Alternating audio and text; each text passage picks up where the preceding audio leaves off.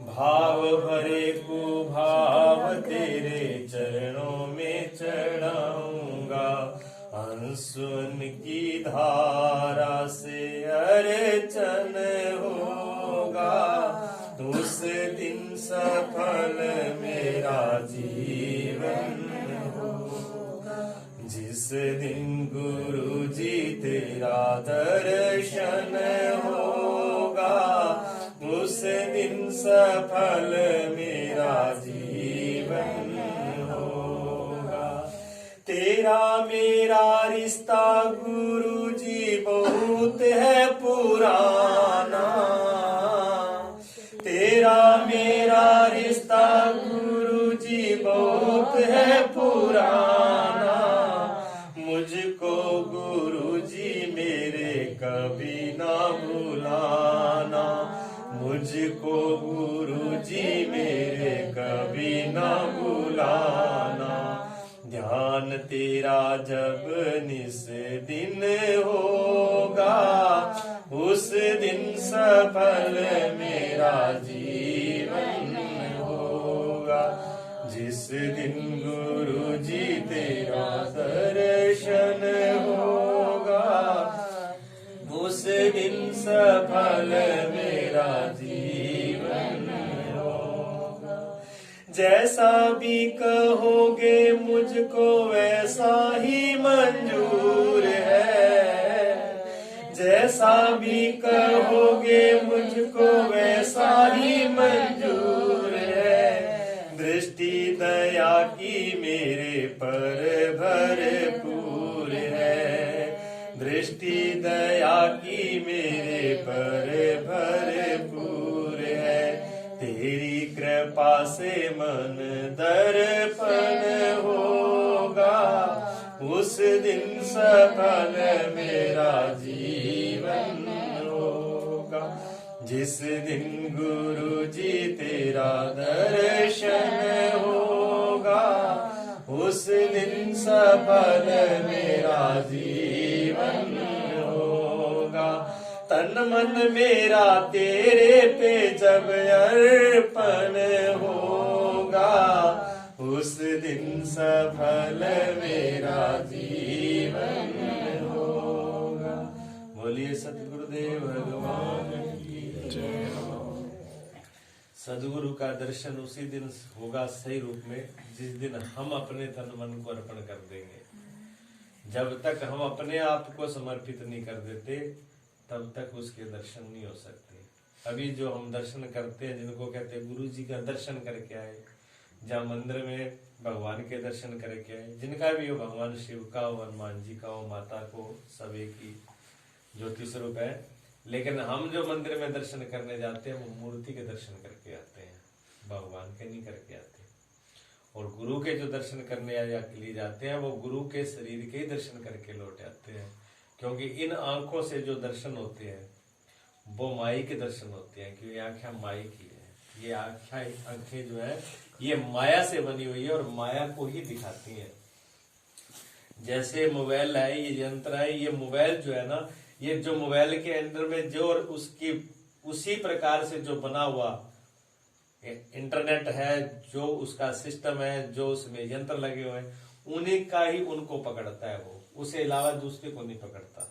ये यंत्र को कहते हैं कि और इस नलके को पकड़ लो, जहाँ ये टावर जो है इंटरनेट लगा हुआ है, इसको नहीं कहेगा बिजली खंभे को पकड़, नहीं पकड़ेगा। ये जो नेट है, जो इसमें यंत्र है, जैसा उसका विधान है, जैसे उसके सूक्ष्म तरंगे हैं, वो उनके हिसाब से उसके अंदर वो सिस्टम फिट किया गया, उसी चीज को वो पकड़ता है, उसके अलावा वो नहीं पकड़ता। और उनमें से किसी एक चीज को निकाल दो, बेकार हो जाता है। अगर नेट नहीं आएगा तो भी काम नहीं करेगा, और इसमें बिजली चार्ज नहीं होगा तो भी काम नहीं करेगा, वैसा नंबर नहीं होगा तो भी चार्ज नहीं करेगा, उसमें जो पुर्जा लगे वो उसी तरीके से नहीं लगे तब भी नहीं करेगा। जिस मोबाइल के जिसके साथ जो नंबर होता है उसी के साथ उसका मेल हो जाता है। इसी प्रकार से इन आंखों का संबंध संसार से है, इन आंखों का संबंध माया से है, इस आंखों का संबंध रिश्ते नातों संबंधों से है। ये जो भी दर्शन करा रही है आंखें, वो सत्य नहीं है, झूठ है। वो झूठ है, सत्य नहीं है। और हम सत्य किसको मानते हैं? जो हमेशा रहे। इन आंखों वाला बदल रहा है। इन आंख से जो भी चीज आपने देखी आज तक, वो बदली है या नहीं बदली? विचार करके देखो। हमने जिसको भी इन आंखों से देखा हो, अपने बच्चों को देखा वो बदल गया, पेड़ पौधों को देखा वो बदल गया, पशुओं को देखा वो, हमारे आसपास के जो वातावरण देखा वो बदला। सूरज चांद तारे बदले। सूरज हमेशा एक जैसा नहीं रहता, उसमें भी घटाबढ़ी हुई, कभी धूल, कभी मिट्टी, कभी किसी रूप में, कभी कभी कभी धूप बहुत ज्यादा है, कभी कम है, कभी दिखाई नहीं देता, कभी देता है, कभी रात हो जाती है, कभी दिन होती, उसमें भी परिवर्तन है। इतने सूक्ष्म परिवर्तन है, वो तो हम देख ही नहीं पाते। वो भी, उसका भी तेज कम हो रहा है, उसकी भी आयु कम हो रही है, वो तो हमें दिखाई नहीं देती, लेकिन बाहरी रूप दिख रहा है। चंद्रमा के पक्ष में 15 दिन में चंद्रमा एक साथ नहीं रहता, 15 दिन में रूप बदलता नहीं, बल्कि एक महीने 15 दिन जो है घटता घटता जीरो पे आ जाता है, फिर 15 दिन में पूर्णता पे पहुंच जाता है। देखो, एक दिन भी ऐसा नहीं है कि वो एक मात्रा में रहे, इतना उसमें परिवर्तन होता है। चांद में भी, आपका शरीर भी ऐसा नहीं है। इन आंखों से आपने जो भी देखा वो चीज बदली कि नहीं बदली? सत्य है, बदली ना।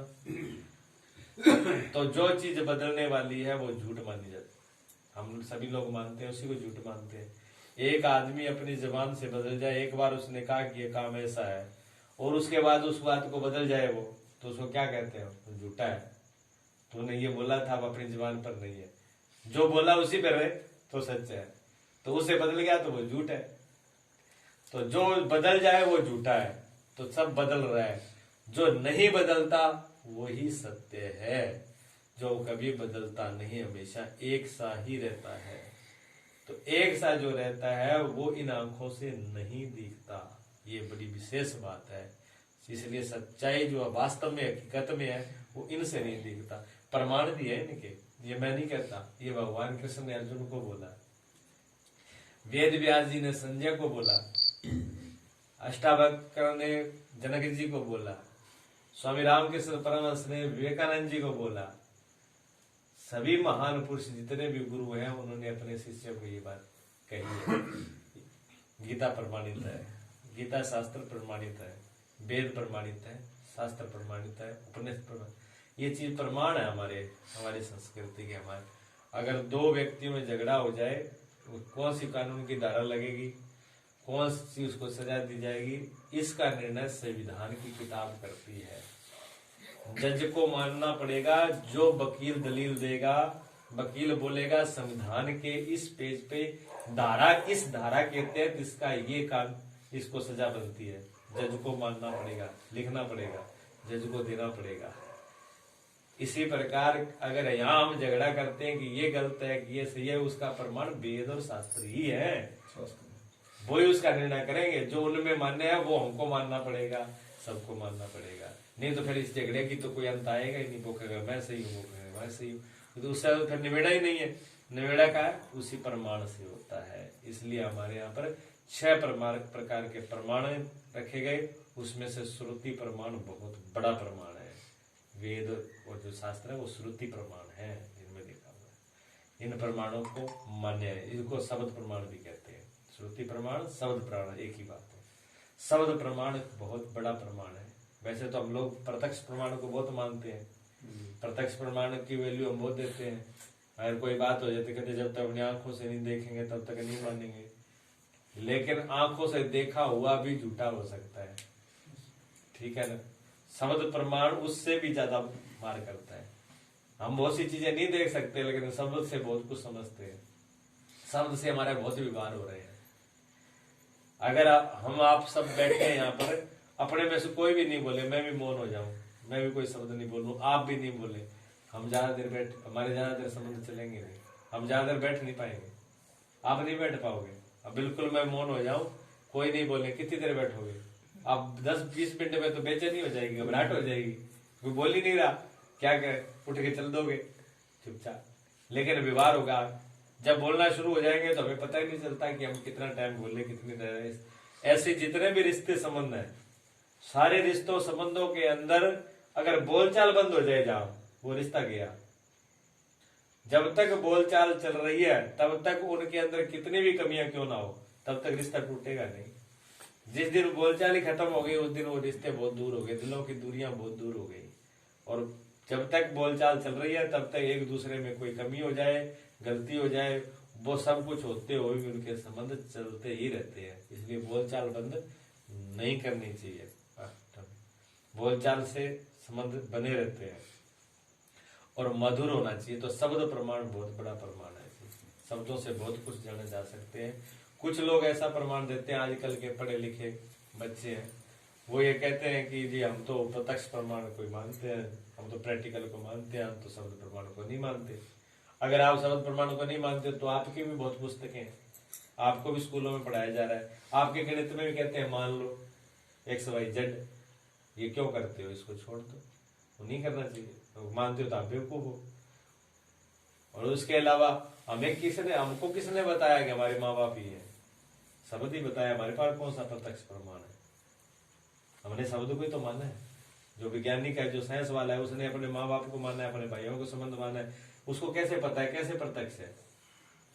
माँ ने बताया तुम्हारे पिताजी, माँ ने कहा मैं तुम्हारी माँ हूँ, पिता ने कहा तुम्हारे माँ, ये भाई है, ये कौन है, ये शब्द तो है। वो तो बेहोशी में था, उसको क्या, जब अकल आई तो शब्द ही काम किया, प्रत्यक्ष कहाँ था, उस खुद को कोई पता नहीं। तो कितना भी साइंस का मानने वाला हो, प्रैक्टिकल मानने वाला हो, वो इस शब्द प्रमाण को नकार नहीं सकता। शब्द प्रमाण बहुत बड़ा प्रमाण है। और जैसे शब्द प्रमाण को नहीं माना हटा सकते, उसी प्रकार हम अनुमान प्रमाण को भी नहीं हटा सकते, उसी प्रकार हम अर्थापत्ति प्रमाण को भी नहीं हटा सकते, उसी प्रकार हम प्रत्यक्ष प्रमाण को भी नहीं हटा सकते। अनुभव प्रमाण को तो उठाने का सवाल ही नहीं है। अनुभव तो सबसे बड़ा प्रमाण है, उसके सामने सब फैल है, ठीक है ना। तो किसी भी प्रमाण को हम नहीं नकार सकते, सभी प्रमाण अपनी जगह पर प्रमाणित हैं और उन्हीं के आधार पर बात तय होती है क्या सही है क्या गलत है। तो महापुरुषों ने जो कहा, सभी गुरुओं ने इस बात को कहा। गीता के अंदर भगवान कृष्ण जो है अर्जुन को ये बात कहते हैं कि अर्जुन इन आंखों से मुझे नहीं देख सकते। ये बात लिखी है, सबने पता है, गीता पढ़ी है सब लोगों ने। अब वहां अर्जुन अगर नास्तिक होता, अर्जुन अगर इस बात को नहीं मानता, तो अर्जुन क्या कहता? अर्जुन ये कहता भगवान आप तो मेरे को बेवकूफ बना रहे हो, आप हमको बेवकूफ बना रहे हो। क्यों क्यों बेवकूफ बना रहे हो? क्योंकि मैं तो आपके सामने खड़ा हूं, इतना बड़ा, मेरे 6 फुट का कद है, हाथ पैर आंखें सब, और आप कह रहे हो नहीं मैं देख तो रहा हूँ आपको, आपके 2 हाथ है, 2 पैर है, आंखें, मोर मुकुट है, ऐसे उंगराले वाले, सब वर्णन कर सकता था। लेकिन अर्जुन इतना भी समझदार है कि भगवान की बात को पकड़ रहा है, उसने ये प्रश्न नहीं किया। भगवान ने कहा कि आप इन आंखों से मुझे नहीं देख सकते, उसने स्वीकार किया। कैसे देखोगे? जब दिव्य दृष्टि आ जाएगी आपके पास, इन आंखों से अलावा तीसरी आंख आ जाएगी, तब आप देख पाओगे। और जब उसने स्वीकार किया, अर्जुन का और भगवान कृष्ण का जो संबंध था वो क्या था? दोनों का क्या रिश्ता था? दोस्ती का रिश्ता था, मित्र थे दोनों। अर्जुन शिष्य नहीं था और भगवान कृष्ण गुरु नहीं थे, इसलिए कभी भी भगवान कृष्ण ने अर्जुन को उपदेश नहीं किया। बचपन से साथ में रहे, बचपन से साथ में रहे, कभी भी भगवान ने उपदेश नहीं किया, ज्ञान नहीं दिया, क्योंकि मित्र मित्र से ज्ञान लेता ही नहीं है। मित्र मित्र से सलाह लेता है, ज्ञान नहीं लेता। कि इस बात को अनुभव किया, मित्र मित्र की सलाह तो लेता है लेकिन ज्ञान नहीं लेता। उसके आगे गुरु नहीं मानता है, वो सलाह मानता है, पूछ लेगा कैसे क्या, कोई अगर समस्या आ गई तो उसे पूछेगा जरूर, लेकिन गुरु नहीं, गुरु वाली बात नहीं होगी उनके पास में। मित्रता का बराबर का व्यवहार होता है। अर्जुन और कृष्ण का बराबर का व्यवहार था, लेकिन जब अर्जुन मोह में गिरसा, घबराहट हुई, बेचैनी हुई, किनको मारना पड़ेगा? उन लोगों को मारना है जिन लोगों ने मुझे विद्या दी। कौन सी विद्या दी? अस्त्र शस्त्र की विद्या दी। जिन्होंने मुझे अस्त्र शस्त्र की विद्या दी, जिन्होंने मुझे बंदूक चलानी सिखाई, जिन्होंने मुझे तलवार चलानी सिखाई, जिन्होंने मुझे तीर बाण चलाई, जो मेरे गुरुजन थे, मेरी रक्षा के लिए, अपनी रक्षा के लिए जिन गुरुओं ने मुझे ये हथियार और विद्या दी, आज उन्हीं ही हथियारों से, उन्हीं विद्या से उन गुरु का गल काटा जाएगा। घबराहट होगी, वो अपने बहुत से जिसके चाहता। अगर वो अपने नहीं होते, अर्जुन को मोह नहीं आता। अगर अपने वाले नहीं होते तो अर्जुन घास पौधों की तरह, मूली की तरह काट के रख देता है एक तरफ, लेकिन अपना का जो पन था, मेरा पन था, वहां मोह आ गया। मोह आते ही हाथ पिंगल। कितना बलवान था अर्जुन, जो कह रहा है कि प्रभु मेरे ये हाथ जो है, ये गांडी में धनुष को पकड़ नहीं पा रहे, हाथ मेरा शरीर कांप रहा है, ये मेरा धनुष मेरे हाथ से गिर रहा है, और गिर दिया। उसके बाद धनुष गिरने के बाद ये क्या कहते हैं, मैं खड़ा नहीं हो पा रहा हूँ, मेरे पैरों में जैसे प्राण नहीं है, मेरा सत्य निकला। इतना महान योद्धा, और एक मोह ने उसको ढा लिया, मोह ने उसको गिरा दिया, और अर्जुन पीछे रथ पे जा करके एक मूर्छा की तरह, बेहोशी की तरह जाके बैठ जाते हैं। प्रभु मेरी समझ नहीं आता क्या हो गया। तो वहां से जब भगवान शुरुआत करते हैं तो मित्रता की तरह व्यवहार करते हैं, सलाह देते हैं पहले। अगर गुरु की तरह आदेश करते, गुरु की तरह उपयोग करते, तो सीधा ही अर्जुन को क्या बोलते, अर्जुन खड़ा हो, ये मेरी आज्ञा ही काम कर। लेकिन भगवान ने ऐसा नहीं बोला। भगवान ने क्या किया, बहुत से लोग प्रश्न होता है इसमें गीता में भी, जब अर्जुन को एक ही बात कहनी थी तो इतने क्यों बता दिया कि कभी कभी कहते यूं ये कर, कभी ये करते, कभी ज्ञान श्रेष्ठ है, कभी कहते भक्ति श्रेष्ठ है, कभी कर्म श्रेष्ठ है, कभी कहते तू वैराग को धारण कर, कभी तू ये कर, कभी निष्काम हो, कभी सकाम हो, कभी अर्पण कर, कभी मेरे, ये क्या इतना झंझट है। अर्जुन खुद भी कंफ्यूज हो गया था कि भगवान जब आप मुझे सीधी सीधी बात क्यों नहीं कहते। लेकिन क्यों, कृष्ण वहां पर अभी तक गुरु नहीं है, कृष्ण मित्र है, इसलिए अर्जुन को सलाह देनी शुरू कर दी कि तू मोह से अगर इस बीमारी से ग्रस्त हो गया तो तू ये साधन अपना रहे। सबसे पहले उन्होंने सांख्य उठाया, सांख्य दर्शन, सबसे पहले ज्ञान का उपदेश किया, अर्जुन तू ये शरीर नहीं है, ना ये तेरा है, ना ये संबंध तेरे है, ना ये संबंध वाले तेरे है, ना तू है, ना ये शरीर तू है। यहीं से शुरुआत करी उन्होंने, ज्ञान से ही शुरुआत करी उन्होंने। लेकिन वो उनकी समझ में नहीं आया। अर्जुन फिर वहां पर संतुष्ट नहीं हुआ, तब फिर थोड़ा नीचे लेके आए, फिर निष्कामता पर लेके आए, भक्ति पर लेके आए, सारे रास्ते, पता नहीं कई साधन बताए उनको, कई रास्ते बताए। लेकिन करते करते करते जब दिव्य दृष्टि वहां तक पहुंची, तब अर्जुन जो है क्या करने लगा, समर्पित हुआ। अर्जुन समर्पित हुआ। अर्जुन जब सब रास्ते बताने के बाद भी जब उलझन महसूस करी, तो तब अर्जुन क्या कहता है, हे प्रभु आप मेरे सखा हो, मित्रों, इतने नहीं आप मेरे गुरु हो, मुझे मार्ग दीजिए, मैं आपकी शरण हूं। जब ये कहा कि आप मेरे गुरु हो, मैं आपकी शरण हूं, मुझे मार्ग दीजिए, तब भगवान ने सही से रूप गुरु वाला प्रकट किया। फिर अपने गुरु रूप में भगवान आने शुरू हो गए, और भगवान लेके आए उसको, गुरु की शिष्य बनाया भगवान ने, अपने मित्र को शिष्य भगवान ने स्वयं ही बनाया, तैयार किया उनको। इसलिए इतना टाइम लगा उनको समझाने में, 7-18 अध्याय ऐसे नहीं हो गए, उसको पूरा फील्ड तैयार किया भगवान ने। इसी प्रकार कोई भी गुरु के पास, संत के पास पहले जाता है वो शिष्य नहीं हो पाता, शिष्य होने में टाइम लगता है। शिष्य होने के बाद तो टाइम है ही कहाँ, फिर तो देरी नहीं लगती, पूरा कई बार तो जीवन निकल जाता है, शिष्य नहीं हो पाते। जिस दिन शिष्य हो गया हकीकत में, उस दिन वो गुरु हो जाता है, उस दिन शिष्य नहीं रहता। शिष्य होना ही तो कठिन है, ये सबसे बड़ी कला है।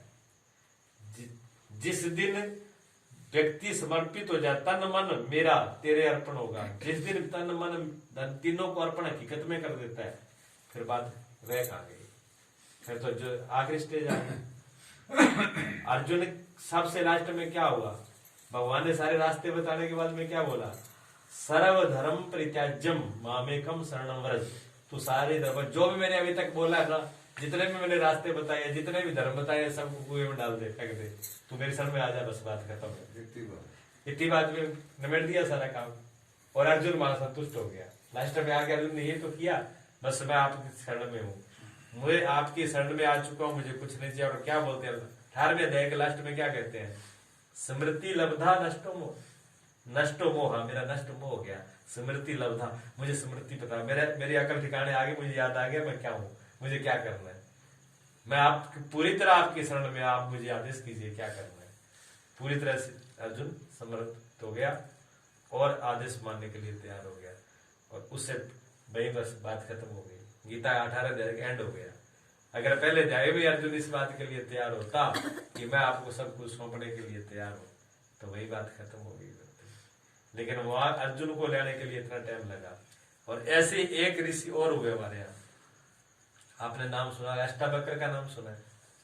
अष्टावक्र जो थे वो कौन थे, पूरा इतिहास शायद मालूम होगा, ये रुचि रखता है हमारे को, आपने तो पढ़ा होगा थोड़ा। अष्टावक्र ऋषि है, ऋषि थे, ऋषि के जिन्होंने उनके पिताजी का क्या नाम था? पिताजी का नाम तो नहीं पता, माता का नाम? उन्होंने जनक जी को शिक्षा दी। हाँ, जनक के गुरु थे, जनक के गुरु थे। बस यही मैं यही इतने पॉइंट पे लेके आना था। यहाँ से आपको सब लोगों को समझ में आ जाएगी, ठीक है ना। अब इस बात को गौर से समझना, बोलो नहीं माता जी की सुझाना हो काम हो तो जा सकते हो। एक राजा जनक जो थे वो सीता के पिताजी थे और भगवान राम के ससुर थे, उनका रिश्ता तो इधर ऐसे है। लेकिन राजा जनक जो थे बहुत बड़े, ये तो व्यवहार की बातें हैं, राजा जनक बहुत बड़े धर्मात्मा थे, बहुत बड़े सत्संगी थे, बहुत बड़े और ज्ञानियों में उनका नाम है, विदेह उनका नाम है। रामायण के अंदर उनको विदेह की उपाधि दी है। सबसे बड़े जो संतों को मिनी जो मेडल दिया जाता वो जनक राजा को दिया हुआ है। उनको भी ज्ञान नहीं हुआ, सत्संग चल रहा था, उनको ज्ञान नहीं हुआ था, वो भी गुरु की तलाश में थे, मुझे कोई गुरु मिले। और इसके लिए उन्होंने घोषणा कर दी थी, राजा जनक ने इसके लिए घोषणा कर दी थी कि जो मुझे ज्ञान करवा देगा उसको मैं आधा राज्य और सोने से सींग मडे हुए ऐसे हजारों को मैं उनको दान दूंगा, मैं दान में दी जाएगी। तो बहुत विद्वान लोग, बहुत संत, ऋषि मुनि, ब्राह्मण सब पहुंचते थे, लेकिन ज्ञान कोई शास्त्र से नहीं आता है, किताबों से नहीं आता है। जब तक अनुभव नहीं हो, अनुभवी गुरु नहीं आएगा तब तक होगा ही नहीं। दूसरी शर्त यह थी कि जो भी मुझे गुरु बनेगा, वो मुझे ज्ञान कराने आएगा, अगर वो नहीं करा पाया तो वो मेरा बंदी बन के रहेगा, वो मेरे कारागृह में रहेगा, मेरे हुक्म के अनुसार मेरे राज्य में काम करेगा, रोटी खाएगा, बस रोटी की कमी नहीं होगी, राज्य से बाहर नहीं जाएगा, मेरे नौकरी करेगा वो, ये मेरी शर्त है। राजा जनक का तो यही था, ठीक है ना। उस जमाने के अंदर दो ऋषि माने हुए थे उस टाइम के अंदर, ठीक है।